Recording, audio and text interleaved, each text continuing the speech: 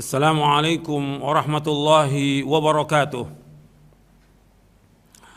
Innal hamdalillah nahmaduhu wa nasta'inuhu wa nastaghfiruh wa na'udzu billahi min shururi anfusina wa min sayyiati a'malina. Man yahdihillahu fala mudilla lahu wa man yudlil fala hadiya lahu. Asyhadu an la ilaha illallah wahdahu la syarika lahu wa asyhadu anna Muhammadan 'abduhu wa rasuluh. Allahumma salli wa sallim wa barik an nabiyina Muhammadin wa ala alihi wa sahbihi ajma'in. Ayyuhal ikhwah, a'azakumullah, kepada kaum muslimin yang mudah-mudahan dirahmati oleh Allah Ta'ala. Dalam kesempatan ini saya akan bawakan satu bab dalam kitab Tauhid yang berkaitan dengan wajibnya kita mengikuti dalil. Tidak boleh kita mentaati ulama dan umara dalam mengharamkan apa yang Allah halalkan atau dalam menghalalkan apa yang Allah haramkan. Saya akan bacakan babnya di dalam kitab Tauhid di bab yang ke-37 atau bab yang ke-38, karena ada perbedaan tentang urutan bab dalam beberapa nuskhah kitab Tauhid dari orang-orang yang dari para ulama atau masyayikh yang memberikan urutan babnya. Ada yang menyebutkan bab 37, ada yang menyebutkan bab 38. Judul dari bab ini, Man ata'al ulama wal umara fi tahrimi ma ahallallahu au tahlili ma harramallahu faqad ittakhadhahum arbaba min dunillah.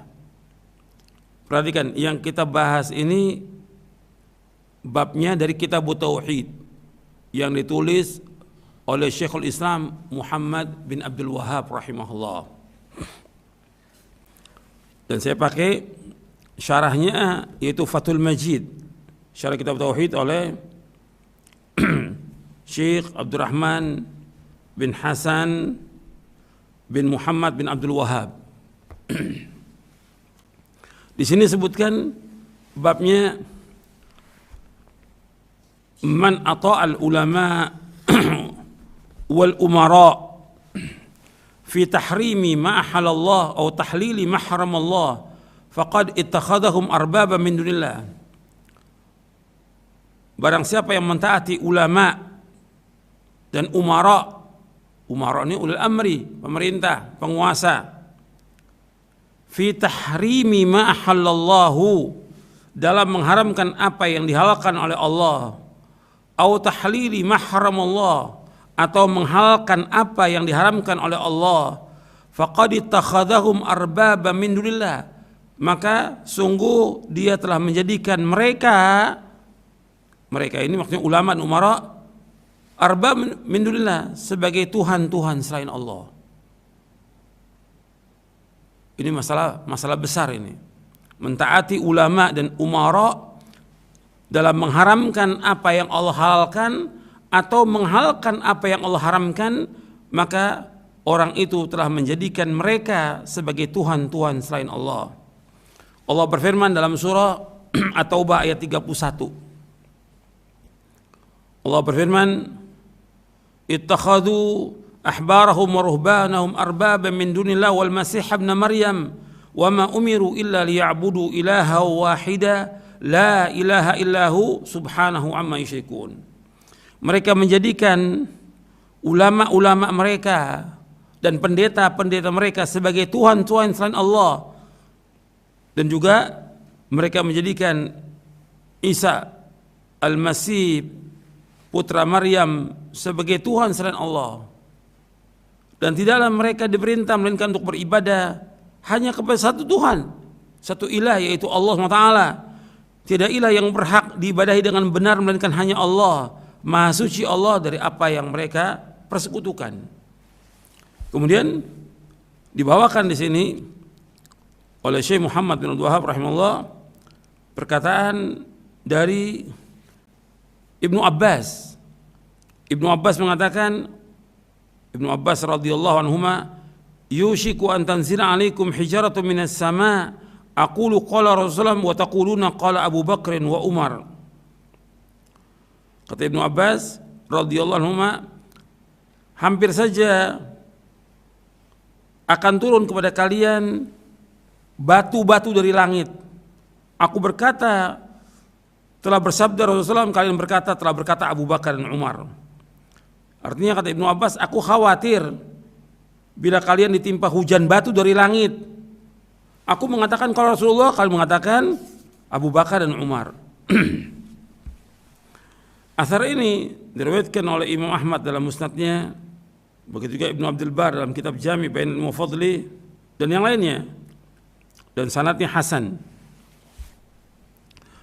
Perkataan Ibnu Abbas juga ada lafadz yang lain yang dibawakan, yaitu Ibnu Abbas mengatakan arahum sayahlikun, aku melihat mereka ini akan binasa.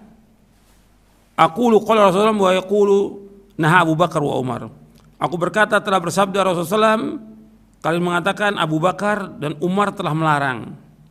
Ini diriwayatkan oleh Imam Ahmad dalam Musnadnya juz yang pertama.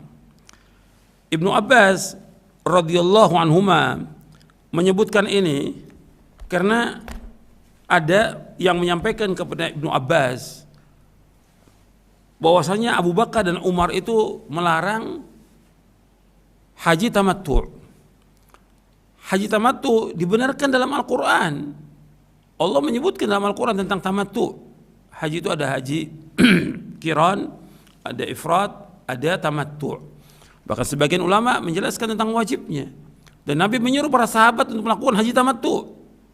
Ketika Nabi menunaikan ibadah haji, Nabi mengambil haji qiran, tapi Nabi menyuruh semua para sahabat yang tidak membawa hadyu, artinya nggak bawa hewan hadyu itu, mereka disuruh untuk melakukan haji tamattu'. Artinya umrah dulu, setelah umrah kemudian mereka tahallul dan mereka kemudian halal. Yang tadi dilarang, umpamanya nggak boleh bercampur dengan istrinya. Setelah mereka tahallul itu udah halal lagi mereka untuk bercampur. Makanya dikatakan tamattu', bersenang-senang. Kemudian setelah itu nanti tanggal 8 Dzulhijjah baru mereka memakai ihram lagi untuk menunaikan ibadah haji. Jadi dilaksanakan haji tamattu' ini, umrohnya bisa bulan Syawal, di bulan-bulan haji, Dzulqa'dah, Dzulhijjah. Artinya haji tamattu' itu diperintahkan oleh Rasulullah SAW. Diperintahkan oleh Rasulullah SAW. Makanya Ibnu Abbas berpegang haji tamattu' ini diperintahkan Rasulullah. Abu Bakar dan Umar melarang tamattu'. Termasuk juga Utsman. Ditentang. Kata Ibnu Abbas, mereka akan binasa.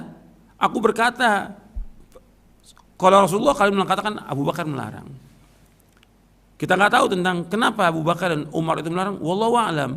Tapi di sini yang kita jadi syahid di sini dalam kitab pembahasan kita. Artinya nggak boleh kita mentaati siapapun dia. Di sini orang yang paling mulia ini, dua sahabat yang paling besar yang wajib kita untuk mengikuti keduanya. Tapi begitu dia salah nggak boleh kita ikut. Dan dua-duanya jamin masuk surga, Abu Bakar wa Umar. Kemudian juga disebutkan bahwa Ibnu Umar radhiyallahu anhuma itu menyuruh orang untuk melakukan haji tamattu'. Ibnu Umar, anaknya Umar. Kemudian orang-orang mengatakan, bapakmu Umar melarang untuk tamattu'. Kata Ibnu Umar, afa kitabullah azza wa jalla ahaqqu ayyuttaba'a Umar. Apakah kitabullah azza wa jalla yang berhak untuk kita ikut atau Umar? Yang jelas yang kita ikut kitabullah. Karena dalam kitabullah, dalam surah Al-Baqarah itu disebutkan tentang masalah haji tamattu'. Dalam surah Al-Baqarah, nanti antum catat ayatnya, dalam surah Al-Baqarah itu Nas. Di dalam surah Al-Baqarah ayat 196. Jadi Allah menyebutkan dalam ayat itu, fa idza amintum faman tamatta'a bil umrati ila hajj famasayyatul hadi. Apabila kalian sudah merasa aman, barang siapa yang tamattu', melakukan haji tamattu', yang umrah kemudian haji, maka hendaknya dia melakukan pemotongan hadyu, apa yang mudah bagi dia. Artinya di sini Allah menyebutkan tentang haji tamattu dalam surah Al-Baqarah ayat 196. Dan Nabi juga menyuruh para sahabat untuk melakukan haji tamattu. Rasulullah yang memerintahkan demikian. Makanya kata Ibnu Umar radhiyallahu anhuma, apakah kitab Allah yang kita ikut atau perkataan Umar? Yang kita ikut adalah kitab Allah. Jadi ini penjelasan bahwasanya kita ini wajib mengikuti dalil, nggak boleh mengikuti perkataan ulama. Maka judul dari bab di kitab Tauhid ini untuk menjelaskan bahwa kalau sudah sampai dalil, kewajiban kita untuk ikut dalil. Maka dijelaskan oleh Syekh Abdurrahman bin Hasan Al-Syekh dalam kitabnya Fathul Majid. Kata beliau begini, ini panjang penjelasan beliau. Beliau menyebutkan, fal wajib ala mukallaf idza balaghahu dalil min kitabillah wa sunnati rasulih wa fahima makna dzalik ayantahi ilaihi wa ya'mala bihi wa in khalafahu man khalafahu. Wajib atas orang yang mukallaf, artinya yang sudah balik, apabila sudah sampai dalil dari Al-Quran dan Sunnah, dalil itu dari Quran dan Sunnah Rasulullah SAW, dan dia paham maknanya, maka dia wajib untuk mengikutinya dan dia wajib untuk mengamalkannya meskipun banyak orang menyalahinya. Yang kita ikut dalil. Kama qala ta'ala, sebagaimana Allah berfirman dalam surah Al-A'raf ayat 3, ittabi'u ma unzila ilaikum min rabbikum wa la tattabi'u min duni awliya qalilan ma tadhakkarun. Adalah kalian mengikuti apa yang diturunkan kepada kalian dari Rabb kalian, jangan mengikuti yang lain dari wali-wali, sedikit sekali kalian ingat. Begitu juga Allah berfirman dalam surah Al-Ankabut ayat 51, awalam yakfihim anna anzalna 'alaikal kitaba yutla 'alaihim inna fi dzalika la rahmatan wa dzikra liqaumin yu'minun. Apakah tidak cukup bagi mereka bahwa kami menurunkan kepada mereka? Apakah tidak cukup bagi mereka kami menurunkan kepada engkau Alkitab, yaitu Quran, yang dibacakan kepada mereka?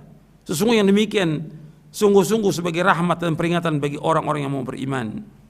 Kemudian beliau menjelaskan lagi, ini panjang beliau jelaskan, fayajibu ala man nasaha nafsahu idza qara'a kutubal ulama wa nadhara fiha wa arafa aqwalahum falyu'ridha ala ma fil kitab wa sunnah fa inna kulla mujtahidin min ulama wa man tabi'ahu wa intasaba ila madhhabi la budda an yadhkura dalilahu wal haqqu fil masrati wahid wal a'immatu musabuna ala ijtihadihim. Kata beliau begini, wajib atas orang yang menasihati dirinya apabila membaca kitab-kitab para ulama dan melihat kitab-kitab para ulama dan mengetahui perkataan mereka, hendaknya dia cocokkan perkataan ulama itu dengan Quran dan Sunnah. Perkataan ulama ini sesuai nggak dengan Quran dan Sunnah? Karena sesungguhnya setiap mujtahid dari para ulama yang mengikuti mereka dan menisbatkan dirinya kepada mazhabnya, dia wajib untuk menyebutkan dalil. Kalau disebut dalil apa? Quran dan Sunnah. Yang benar dalam masalah itu satu, dan para imam diberikan ganjaran, diberikan pahala atas ijtihad mereka. Jadi penjelasan dari Syekh Abdurrahman bin Hasan Al-Syekh dalam kitabnya Fathul Majid. Jadi kita wajib untuk mengikuti dalil, bukan mengikuti ulama. Karena di sini dari judul ini kalau orang dia mengikuti ulama atau umara dalam mengharamkan apa yang Allah halalkan atau menghalalkan apa yang Allah haramkan, dia menjadikan mereka ulama umara sebagai Tuhan selain Allah. Dan Allah mencela orang-orang menjadikan ulama dan pendeta sebagai Tuhan dalam surah At-Taubah ayat 31. Jadi ini penjelasan yang harus kita ingat, kita wajib mengikuti dalil, bukan perkataan syekh, bukan perkataan imam, bukan perkataan yang lainnya, dalil. Ini dalam kita beragama, dan terus kita seperti itu dalam hidup ini. Kita belajar untuk ilmu, ngikuti dalil, bukan kata syekh atau ulama. Ada perkataan syekh cocok nggak dengan dalil, sesuai nggak dengan dalil? Kalau tidak sesuai dengan dalil, kita tolak. Sebagaimana kata Imam Syafi'i, kalau ada pendapatku menyalahi sunnah Rasulullah, buang pendapatku, ikuti dalil. Semua imam, Imam Hanafi, Maliki, Syafi'i, semua mengatakan demikian. Semuanya, semua menyuruh kita untuk mengikuti dalil. Untuk lebih jelasnya lagi, disebutkan dalam muqaddimah sifat salat Nabi oleh Syekh Al-Albani, disebutkan perkataan para imam. Semua imam mengatakan ikuti Quran, ikuti sunnah, buang pendapatku. Kata Imam Abu Hanifah rahimahullah. Jadi yang pertama Abu Hanifah, kemudian Imam Malik, yang ketiga Imam Syafi'i, yang keempat Imam Ahmad. Kata Imam Abu Hanifah rahimahullah, tidak halal bagi seorang mengambil perkataan kami selama ia belum mengetahui dari mana kami mengambilnya. Disebutkan oleh Ibnu Qayyim dalam kitabnya I'lamul Muwaqqi'in. Begitu juga kata Imam Hanafi, apabila satu hadis sahih itulah mazhabku. Kemudian yang kedua Imam Malik bin Anas rahimahullah. Jadi Imam Abu Hanifah rahimahullah mengatakan demikian. Kemudian Imam Malik bin Anas rahimahullah mengatakan, sesungguhnya aku hanya seorang manusia. Terkadang aku benar, terkadang aku salah. Maka lihatlah pendapatku. Setiap pendapatku yang sesuai dengan Alkitab dan As-Sunnah, maka ambillah. Dan setiap yang tidak sesuai dengan kitab dan sunnah, maka tinggalkanlah. Dibuatkan oleh Ibnu Abdul Bar dalam kitabnya Jami' Bainal Ilmi wa Fadli. Kemudian yang ketiga Imam Syafi'i rahimahullah, beliau mengatakan setiap orang pasti terlewat dan luput darinya salah satu sunnah Rasulullah SAW. Apapun pendapat yang aku katakan atau prinsip yang aku tetapkan, kemudian ada hadis dari Rasulullah SAW yang ternyata bertentangan dengan pendapatku, maka apa yang disabdakan Rasulullah SAW itulah yang diambil dan itulah pendapatku. Jadi dalil itu pendapatku.